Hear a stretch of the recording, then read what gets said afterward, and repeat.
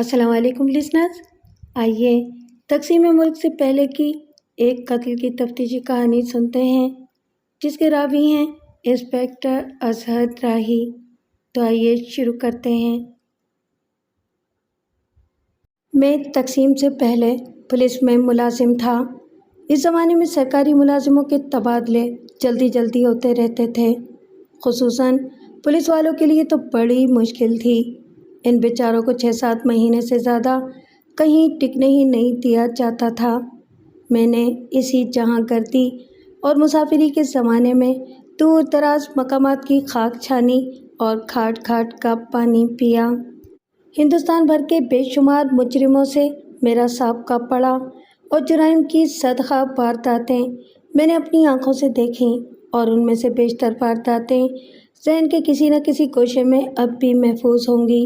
لیکن اس زمانے میں ایک واقعہ تو کچھ اتنا غیر معمولی اور دردناک پیش آیا تھا کہ میں اسے آج تک بھلا نہیں سکا ہوں۔ 1938 کا ذکر ہے کہ 27 اکتوبر کو میرے تبادلے کے احکام آ گئے۔ مجھے فوری طور پر دلپت پور جانے کی ہدایت کی گئی تھی۔ میں نے بڑی عجلت میں کوچ کی تیاری کی اور دلپت پور پہنچ کر یہاں کے چھوٹے سے تھانے کا چارج سنبھال لیا۔ دلپت پور کھپریل کے مکانات اور جھونپڑیوں پر مشتمل ایک چھوٹا سا پرفضا گاؤں تھا۔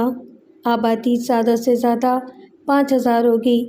ایک بازار تھا، سینما کوئی نہیں تھا۔ گاؤں کے لوگ تفریحات کے لیے ترستے رہتے تھے۔ کبھی کبھی پرانی طرز کے ناٹکوں کی گشتی جماعتیں ادھر آ نکلتی تو ان کی بدولت گاؤں میں میلہ سا لگ جاتا اور 2-3 دن تک رونق رہتی۔ ریل کی پٹری دلپت پور سے کوئی 10 میل کے فاصلے پر تھی۔ شہر سے دلپت پور پہنچنے کا ایک ذریعہ تو وہ کھٹارا لاریاں تھیں جو ہفتے میں صرف 2 بار شہر سے چلتی تھیں، اور دوسرا ذریعہ کسانوں کی بیل گاڑیاں تھیں جنہیں ظاہر ہے کہ صرف کسان ہی استعمال کر سکتے تھے۔ اسی وجہ سے یہاں باہر کے لوگوں کی آمد و رفت عام نہیں تھی۔ آبادی کے چاروں طرف دور دور تک کھیت اور باغات پھیلے ہوئے تھے۔ کھیتوں کے ساتھ ہی گھنے جنگلات کی خطیں شروع ہو جاتی تھیں۔ دلپت پور میں میرا بیشتر وقت بہت پرسکون گزرا۔ وہاں عموماً کوئی نہ کوئی جرم ہوتا تھا اور نہ کوئی مجرم خات لگتا تھا۔ فرصت ہی فرصت تھی۔ میں اور میرے عملے کے دوسرے لوگ سارا دن تاش یا شطرنج کھیلتے رہتے تھے۔ بسا اوقات ہم لوگ نہایت چھوٹی اور معمولی باتوں پر بعض بے گناہ لوگوں کو دھر لیا کرتے تھے۔ یہ اقدام محض خانہ پوری کے لیے ہوتا تھا تاکہ ہم لوگ حرام خوری اور کاہلی کے الزام سے بچے رہیں۔ اس بیکاری اور یکسانی کا یہ نتیجہ نکلا کہ میں بہت جلد دلپت پور سے اکتا گیا اور ہر وقت کوفت میں مبتلا رہنے لگا۔ پھر میں نے اپنے تبادلے کی ناکام کوششیں بھی شروع کر دی تھیں۔ دسمبر 1938 کی 3 تاریخ کو اچانک ایک ایسا واقعہ رونما ہوا جس نے دلپت پور کی پرسکون زندگی میں ہلچل مچا دی۔ میں تھانے میں بیٹھا ہوا تھا، بلکہ یوں کہیے کہ مکھیاں مار رہا تھا کہ باہر کی طرف کچھ ملا جلا سا شور سنائی دیا۔ گاؤں کے 20-25 مرد اور عورتیں تھانے کے سامنے جمع تھے۔ دفعتاً 30-35 سال کی ایک تندرست دیہاتی عورت وحشت زدہ انداز میں بال بکھرائے ہوئے داخل ہوئی اور اس کے پیچھے ایک مرد بھی اندر آیا۔ مرد کے ہاتھ پاؤں مضبوط اور اس کا سینہ کافی چوڑا چکلا تھا۔ اس کی عمر 40 سال کے لگ بھگ ہوگی۔ اس کی حالت بھی عورت سے مختلف نہیں تھی۔ عورت بگڑی ہوئی دیہاتی بولی میں بین کرتی ہوئی میرے قدموں میں گر گئی۔ سرکار دعائی ہی ہے۔ وہ بے حد پریشان اور حواس باختہ معلوم ہو رہی تھی۔ کہنا کچھ چاہتی تھی، زبان سے کچھ نکلتا تھا۔ اسے اس دیوانگی کے عالم میں دیکھ کر میں نے جلدی سے پاؤں پیچھے ہٹا لیے اور اسے اٹھنے کا اشارہ کیا۔ وہ اٹھ کر سینے پر 2 اتڑ مارنے لگی۔ میں لٹ گئی سرکار، برباد ہو گئی۔ اس وقت تھانے میں 4 سپاہی موجود تھے۔ وہ چوکنے ہو کر ارد گرد کھڑے ہو گئے۔ خستہ حال عورت کے بال شانے اور سینے پر جھول رہے تھے، چہرہ فک تھا۔ فوری طور پر میرے ذہن میں یہ خیال آیا تھا کہ شاید اس کے ہاں چوری وغیرہ ہو گئی ہے، لیکن اس کی دل خراش فریاد اور آہوزاری نے مجھے یہ محسوس کرنے پر مجبور کر دیا کہ معاملہ کچھ زیادہ ہی نازک اور خطرناک ہے۔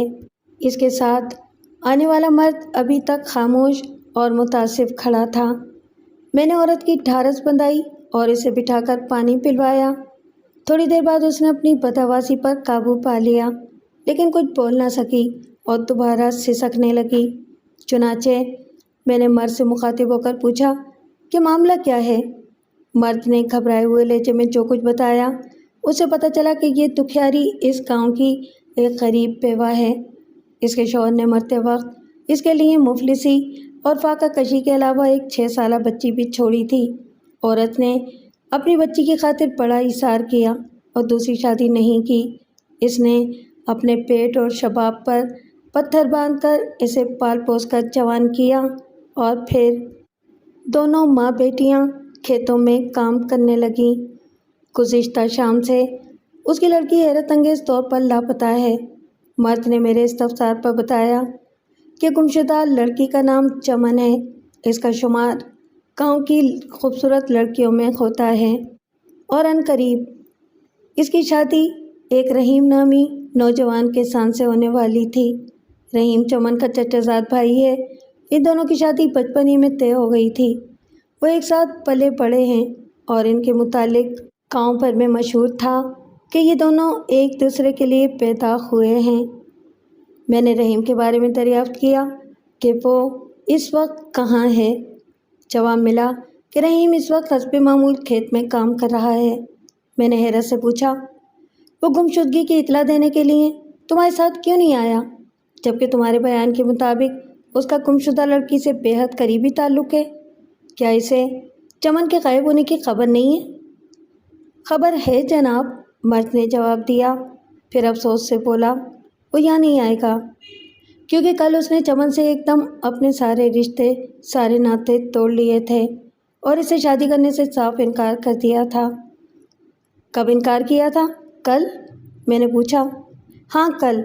میں نے مزید ٹولی، کیا دونوں میں کوئی ناچاکی ہو گئی تھی یا کوئی اور خاندانی قسم کی رنجش پیدا ہو گئی تھی؟ مرد نے بتایا، نہ تو کوئی ناچاکی تھی اور نہ ہی صاحب کوئی رنجش تھی۔ رحیم نے قطعاً غیر متوقع طور پر کوئی وجہ بتائے بغیر یک بہ یک یہ قدم اٹھایا تھا اور آج شام یہ گتھی سلجھانے کے لیے پنچایت بیٹھنے والی تھی۔ اب یہ نتیجہ نکالنا کچھ مشکل نہ تھا کہ رحیم کے انکار سے دل برداشتہ ہو کر چمن کسی دوسرے نوجوان کے ساتھ کہیں فرار ہو گئی ہے۔ میں نے کہا، کیا اس بات کا امکان ہے کہ رحیم کے سوا کسی اور شخص سے بھی چمن کے تعلقات ہوں؟ میرے اس سوال پر بیوہ ماں کی آنکھوں میں شدید احتجاج اور سخت غصے کی چمک پیدا ہوئی۔ اس نے خونخوار نظروں سے میری طرف دیکھا مگر وہ کچھ کہے بغیر ضبط کیے بیٹھی رہی۔ مرد نے کہا، نہیں سرکار، یہ آپ کیا کہہ رہے ہیں؟ چمن تو بڑی نیک بچی ہے۔ کوئی آدمی اگر جلتے توے پر ہاتھ رکھ کر بھی اسے برا کہے تو میں نہیں مانوں گا۔ میں دیر تک سوچتا رہا اور ان دونوں سے لڑکی، اس کے ملنے جلنے والوں اور اس کے کردار وغیرہ کے متعلق معلومات حاصل کرتا رہا، لیکن کوئی بات نہ بنی۔ گفتگو سے مجھے اندازہ ہو گیا تھا کہ معاملہ پیچیدہ صورت اختیار کر سکتا ہے۔ اب میں نے سنجیدگی اختیار کی اور ہیڈ کانسٹیبل کو گمشدگی کی رپورٹ درج کرنے کا حکم دیا اور مغویہ کی ماں کو تسلی دینے کی کوشش کی۔ اس کی حالت غیر تھی، آنسو اس کے رخساروں پر لرز رہے تھے۔ مجھے احساس ہوا کہ ایک ماں کو بھلا میری تسلی سے کیا اطمینان ہوگا۔ اسے میری تسلی نہیں، اپنی بیٹی چاہیے تھی۔ وہ پھوٹ پھوٹ کر رونے لگی۔ اس کی ناگفتہ بے حالت دیکھ کر سبھی سخت بے چین اور افسردہ ہو گئے۔ میں نے 2 آدمی تفتیش پر مامور کر دیے اور گمشدہ لڑکی کے منگیتر رحیم کو تھانے میں طلب کیا۔ تھوڑی دیر بعد رحیم ہاتھ جوڑے ہوئے حاضر ہو گیا۔ گاؤں کے معیار سے یہ خوبرو اور تندرست نوجوان تھا۔ چہرے پر سادگی تھی۔ اس کے سخت اور کھردرے ہاتھ اس بات کی علامت تھے کہ وہ ایک محنتی اور جفاکش آدمی ہے۔ رحیم تھانے میں بلائے جانے پر خاصا خوفزدہ معلوم ہوتا تھا۔ چہرے پر ہوائیاں اڑ رہی تھیں۔ اس کے ساتھ اس کا ایک دوست بھی تھا جسے شاید وہ سہارے کے لیے ساتھ لے آیا تھا۔ میں نے رحیم کا خوف دور کرنے کے لیے سپاہیوں کو اشارہ کیا کہ وہ وہاں سے چلے جائیں۔ وہ فوراً چلے گئے۔ رحیم اور اس کے ساتھی کو میں نے سامنے بٹھا لیا اور پھر مسکرا کر خیر و عافیت پوچھی۔ اس کے بعد میں نے اس کی گمشدہ محبوبہ کا تذکرہ چھیڑ دیا۔ اس تذکرے پر رحیم کی حالت متغیر ہو گئی اور وہ بے ساختہ رو پڑا۔ مجھے محسوس ہوا کہ یہ شخص واقعی چمن سے بے پناہ محبت کرتا ہے۔ جب رحیم کی ذرا حالت سنبھلی تو میں نے اس سے پوچھ گچھ شروع کی اور پینترے بدل بدل کر مختلف سوالات کیے۔ وہ بڑے اعتماد اور ٹھہراؤ سے میرے سوالوں کے جواب دیتا رہا۔ اس نے کچھ اس قسم کا اظہار کیا کہ چمن کی گمشدگی اس کے لیے بھی اتنی ہی غیر متوقع، حیران کن اور ملال انگیز ہے جتنی چمن کی ماں اور دوسرے لوگوں کے لیے ہے۔ پھر میں نے اس سے یک بہ یک منگنی توڑ لینے کی وجہ پوچھی تو اس کے چہرے پر اداسی چھا گئی۔ اس نے نظریں چرا لیں اور جواب دینے سے کترانے لگا۔ میں نے اسے نرمی سے سمجھایا، اس سوال کا جواب ہمارے لیے نہایت اہم اور ضروری ہے، مگر وہ بدستور جواب دینے سے پہلو بچاتا رہا۔ پھر جب کافی دیر ہو گئی اور نرمی سے کام بنتا نظر نہ آیا تو مجھے مجبوراً دھمکی دینا پڑی۔ دھمکی کا خاطر خواہ اثر ہوا اور اس نے آہستہ آہستہ اٹک اٹک کر ایک عجیب راز سے پردہ اٹھا دیا۔ اس نے کہا، میں اور چمن راتوں کے سناٹے میں اکثر ایک دوسرے سے ملا کرتے تھے۔ پرسوں رات کا ذکر ہے کہ میں چرپائی پر لیٹا ہوا کروٹیں بدل رہا تھا۔ میں نے بہت کوشش کی کہ سو جاؤں لیکن نیند نہیں آئی۔ آخر اٹھ کر بیٹھ گیا۔ چمن سے ملنے کی ہوک مجھے بے چین کیے ہوئے تھی۔ رات بہت زیادہ ہو چکی تھی مگر میں بے اختیار ہو کر ایک دیوانے کی طرح اس کے گھر کی طرف چل دیا۔ چاروں سمت اندھیرا تھا اور رات کو آج سجائی نہ دیتا تھا۔ نہ جانے وہ کون سی منحوس گھڑی تھی کہ جب میں وہاں پہنچا تو اس سے ملنے کے بجائے مجھے ہمیشہ کے لیے اس سے جدا ہونے کا فیصلہ کرنا پڑا۔ میں توجہ سے اس کا بیان سن رہا تھا۔ اس کے دوست کی آنکھیں حیرت سے پھیلی ہوئی تھیں۔ رحیم نے بیان جاری رکھتے ہوئے کہا، میں ابھی کچھ فاصلے پر ہی تھا کہ ناگہاں زمین نے میرے قدم پکڑ لیے۔ میں رک گیا۔ میں نے دیکھا کہ چمن کا سایہ دبے پاؤں اپنے دروازے سے نکل کر گلی میں آیا اور ایک لمحے کے لیے ٹھٹک کر رک گیا۔ میں بڑھ کر اس کا ہاتھ تھام لینا چاہتا تھا اور اس کی وہ شال کھینچ لینا چاہتا تھا جو اس نے اپنے بدن پر منڈ رکھی تھی۔ وہ رات کو ہمیشہ یہی شال اوڑھ کر میرے پاس آتی تھی۔ یہ اس کے لیے میں ہی شہر سے لایا تھا۔ اس شال میں وہ بہت ہی بھلی لگتی تھی۔ مجھے ایک شرارت سوچی۔ مجھے یقین تھا کہ وہ بھی میرے لیے میری ہی طرح بے قرار ہے اور اس اندھیری رات میں مجھے سے ملنے نکلی ہے اور میرے گھر کی طرف بڑھے گی۔ میرا ارادہ تھا کہ میں راستے میں دھم سے اس کے سامنے پہنچ کر اسے ڈراؤں گا۔ بڑا مزہ آئے گا۔ لیکن پھر میری نظروں کے سامنے اندھیرا چھانے لگا۔ بینائی آنکھوں میں کھٹکنے لگی۔ صاحب میں ہکا بکا رہ گیا کیونکہ وہ میری طرف نہیں آ رہی تھی۔ اس کے محتاط قدم کھیتوں کی طرف بڑھ رہے تھے۔ میں نے کچھ فاصلے سے اس کا تعاقب شروع کر دیا۔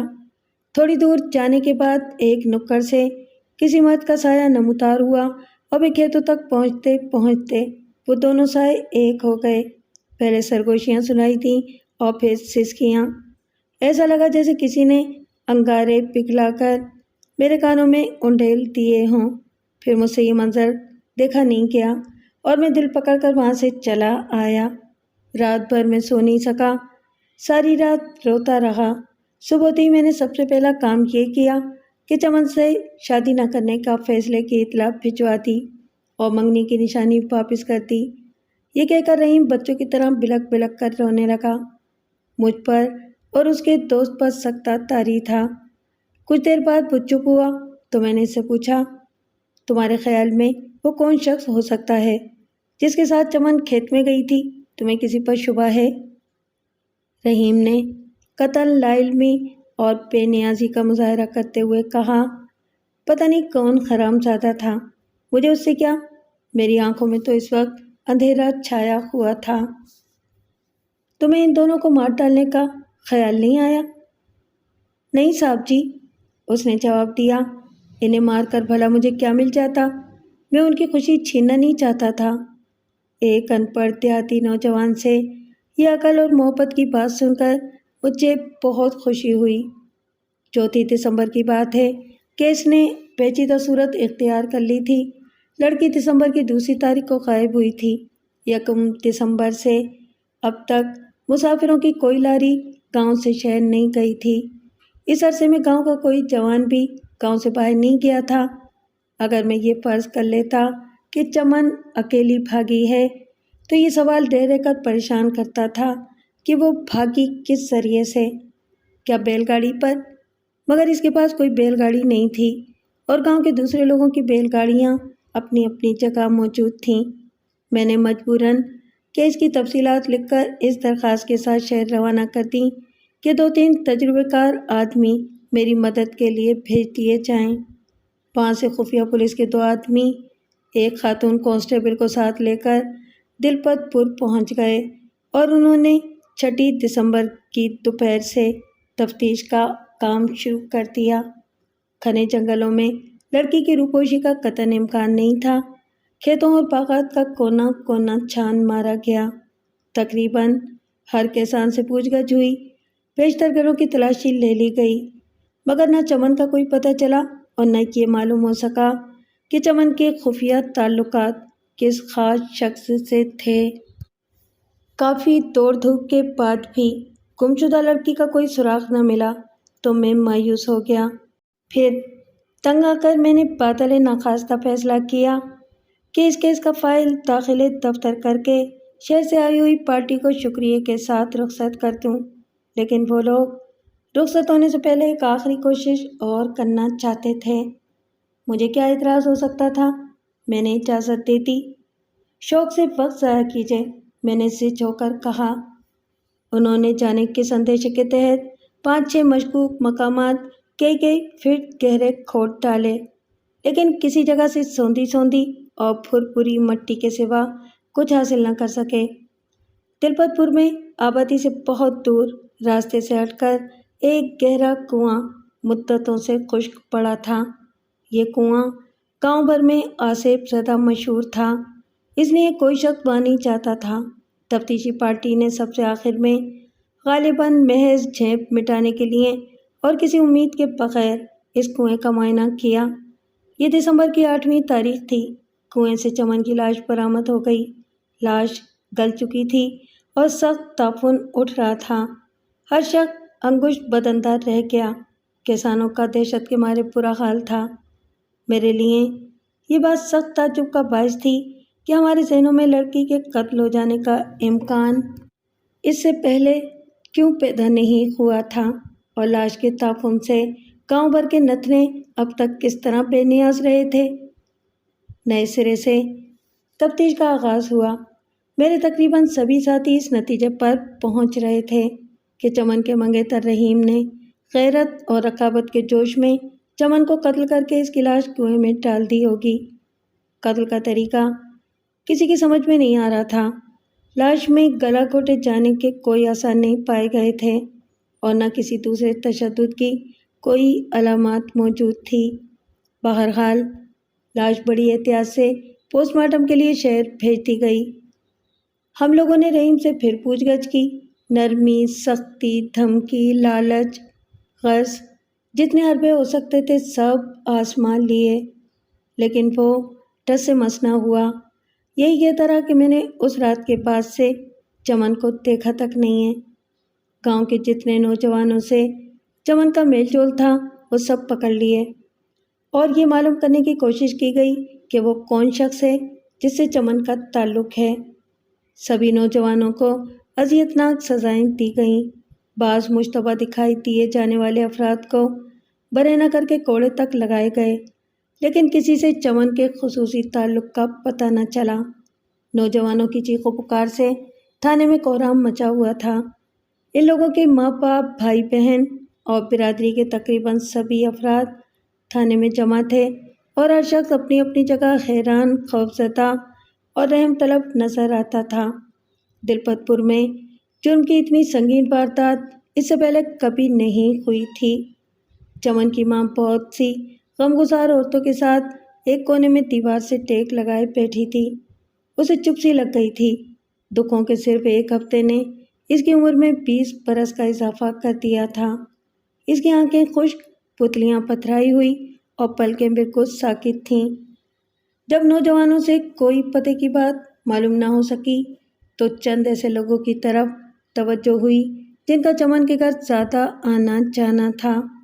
اس سلسلے میں سب سے پہلے حنیف نامی شخص کو تختہ مشق بنایا گیا، جو گمشدگی کی اطلاع لے کر چمن کی ماں کے ساتھ تھانے آیا تھا۔ اس کی آنکھیں مسلسل رونے کی وجہ سے سرخ ہو رہی تھیں، پپوٹے سوج گئے تھے اور چہرہ اترا ہوا تھا۔ جب وہ سامنے آ کر کھڑا ہوا تو اس کی ٹانگیں لرز رہی تھیں اور ہاتھوں میں ریشہ تھا۔ حنیف سے سوالات کیے جانے لگے تو چمن کی ماں کی حالت اور خراب ہو گئی۔ وہ پہلو بدلنے لگی، پھر اپنی جگہ سے کھسکی اور دیوار سے ذرا آگے ہو کر بیٹھ گئی۔ اس کی آنکھیں پوری طرح کھل گئیں، پتلیاں متحرک ہوئیں اور وہ تیزی سے پلکیں جھپکنے لگی۔ پوچھ گچھ شروع ہوتے ہی حنیف کچھ گھبرانے اور گڑ گڑانے لگا۔ اس کی اس کیفیت سے ہمارے ذہنوں میں ایک شبے نے سر ابھارا اور ہم نے دوسرے تمام افراد کی طرف سے توجہ ہٹا کر تفتیش کا سارا زور اسی پر لگا دیا۔ میں نے اس سے چند ایک چبھتے ہوئے سوالات کیے تو وہ بہت زیادہ بوکھلا گیا۔ اس کی بوکھلاہٹ نے ہمیں اور سختی کرنے پر اکسایا۔ میں نے مختصر لفظوں میں اسے رحیم کی بیان کی ہوئی کہانی سنائی تو اس کا چہرہ ایک دم سفید پڑ گیا اور وہ دیکھتے ہی دیکھتے پوری طرح کانپنے لگا۔ بتاؤ، اس رات کھیت میں تم ہی تھے؟ میں نے سختی سے پوچھا۔ اس نے سر جھکا لیا۔ میں نے دوسری بار اپنا سوال دہرایا، پھر تیسری بار اور چوتھی بار، لیکن اس نے کوئی جواب نہیں دیا۔ وہ اسی طرح چپ تھا جیسے اس کی قوت گویائی سلب کر لی گئی ہو۔ میں نے کانسٹیبل کو اشارہ کیا۔ کانسٹیبل اس پر پل پڑا۔ صرف چند گھوسوں اور لاتوں میں حنیف کے ہوش ٹھکانے آ گئے اور اس نے بڑی عاجزی سے گڑ گڑاتے ہوئے اس رات کھیت میں جانے کا اعتراف کر لیا۔ حنیف کے اعتراف پر ہر شخص دمبا خود تھا۔ تھانے اور پولیس کی ہیبت کے باوجود لوگوں نے بلند آواز سے چیمگوئیاں شروع کر دیں اور اس وقت وہاں بڑی افراتفری پھیل گئی۔ اسی اثنا میں چمن کی ماں ہڑبڑا کر اٹھی اور کسی پاگل کی طرح گریبان پھاڑ کر تیزی سے باہر چلی گئی۔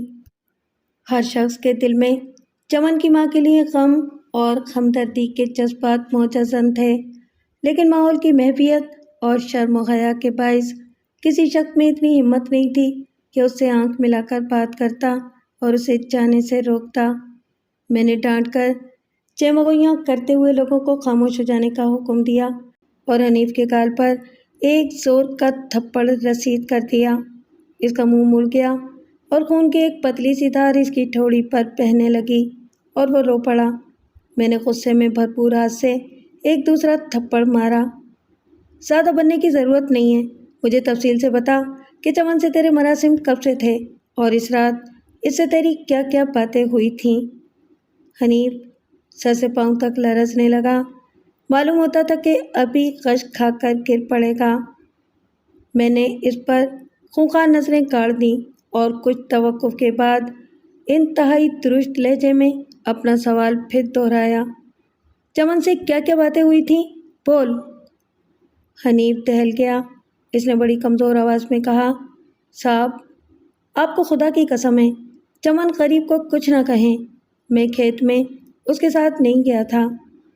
اس کے اس جواب پر میں غصے سے بے قابو ہو گیا۔ میں نے اس کے منہ پر ایک گھوسا مار دیا۔ اس کے ہونٹ پھٹ گئے اور سامنے کا ایک دانت ٹوٹ گیا۔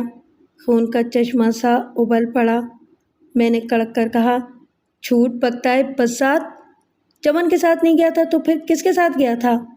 میں نے ایک زور کا ہاتھ رسید کرتے ہوئے پوچھا، کون تھی وہ؟ صاف صاف بتا۔ حنیف میرا بات نہ سہ سکا، لڑکھڑا کر فرش پر اوندا گر گیا۔ میں نے اس کی پیٹھ پر لات جمائی اور اسے کتی سے پکڑ کر دوبارہ کھڑا کر دیا۔ جلدی بتا ورنہ میں تیری چمڑی ادھیڑ دوں گا۔ یکایک اس کی آنکھوں میں شدید نفرت ابھر آئی اور اس نے اپنی نفرت اور حقارت بھری آنکھیں میری آنکھوں میں گاڑ دیں۔ میرے اشتعال میں اور اضافہ ہو گیا۔ میں اذیان سا بکنے لگا اور میں نے مجنونانہ انداز میں بے تحاشا اس پر لاتوں اور گھوسوں کی بارش کر دی۔ پورے مجمع کو سانپ سونگھ گیا تھا۔ ہر شخص سہماں دب کا اپنی جگہ کھڑا تھا۔ حنیف نہ معلوم کس مٹی سے بنا تھا کہ اسے پوری طرح مارا پیٹا جا رہا تھا، مگر وہ بڑی ہٹ دھرمی اور نفرت سے مجھے تکے جا رہا تھا۔ اس کا بس چلتا تو مجھے کچا چبا جاتا۔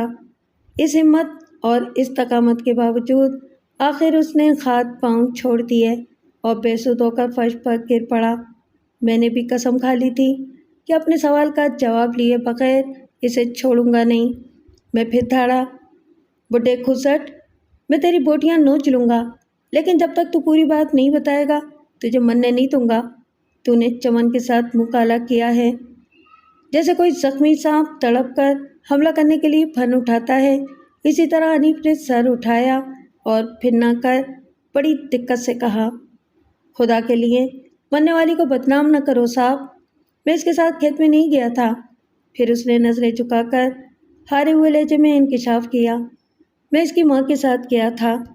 اسی روز چمن کی ماں بھی کنویں میں کود کر مر گئی۔ بعد میں پوسٹ مارٹم کی رپورٹ سے معلوم ہوا کہ چمن کی موت کانچ کے ٹکڑے پیس کر پی جانے کی وجہ سے واقع ہوئی تھی۔ چمن ایک بے گناہ اور غیرت مند لڑکی تھی، شاید اس میں منگنی ٹوٹ جانے کی ذلت اور رسوائی برداشت کرنے کا حوصلہ نہیں تھا۔